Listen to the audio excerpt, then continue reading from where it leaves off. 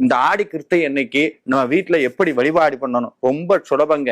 இந்த விரதம்னு சொன்னாலே நிறைய பேர் என்ன நினைச்சுக்கிறாங்கன்னா, சாப்பிடாம இருக்கிறது மட்டும்தான் விரதம் அப்படின்னு சொல்லுவாங்க. அது தவறு. சாப்பிடாம இருக்கிறது மட்டும் விரதம் ஆயிராது. 10 பங்கு இருக்குன்னா 10ல 1 பங்கு தான் சாப்பிடாம இருக்கிறது. மித்த 9 பங்கு எதுக்கு அப்படின்னா, என்னுடைய ஆசான் அழகா சொல்லுவார், விரதம்னா என்னன்னா 365 நாளும் எதையும் நினைச்சுக்கிட்டு இருக்கோமோ அதை நினைக்காம 365 நாளும் நினைக்க கூடாதெல்லாம் நினைச்சுக்கிட்டு இருந்தோமே அதெல்லாம் தள்ளி வச்சுட்டு நினைக்க வேண்டியதை நினைக்கணும் பார். என்னன்னா, இறைவனை நம்ம நினைக்கிறதே இல்லை.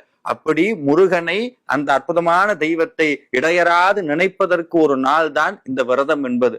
அதுல முதல் கட்டுப்பாடு இல்ல, முதல் விதி என்னன்னா, காலையில எந்திரிச்சு ஸ்நானம் பண்ணும் போதே, குளிக்கும் போதே விரதம் தொடங்கிடுது. எப்படி குளிக்கணும்னா, பொதுவாகவே விரதம்னா நம்ம வீட்டுல பக்கத்துல ஆறு இருக்கணும், குளம் இருக்கணும், சில பேர் கடல்ல போய் குளிக்கிறது, இப்படி எல்லாம் இருக்கும். இன்னைக்கு அதெல்லாம் முடியாது. அப்ப எப்படி குளிக்கிறதுனா, நம்ம எங்க குளிக்கிறோமோ குளிச்சு முடிச்சுட்டு ஒரு கை நிறைய அந்த பாத்திரத்துல தண்ணி எடுத்து மனசுக்குள்ள முருகப்பெருமானுடைய 6 எழுத்து மந்திரத்தை ஓதி குளிக்கணும். ஏன் அப்படி குளிக்கணும்னா, ஒரு அற்புதமான பதிகம் சொல்லுது. என்னன்னா, 1 கோடி தீர்த்தமும் உன் சடாட்சரத்துள் அடக்கம். இந்த நாட்டுல எத்தனை கோடி தீர்த்தங்கள் இருக்கிறதோ அத்தனையும் உன்னுடைய 6 எழுத்து மந்திரத்துள் அடக்கம்னு உள்ளுக்குள்ள 6 எழுத்து மந்திரத்தை சொல்லி அந்த தண்ணீரை ஊற்றும் போது நம்ம கங்கை, யமுனை, சரஸ்வதி, நர்மதா, சிந்து, காவேரின்னு எல்லா நதிகள்ல குளிர்ச்ச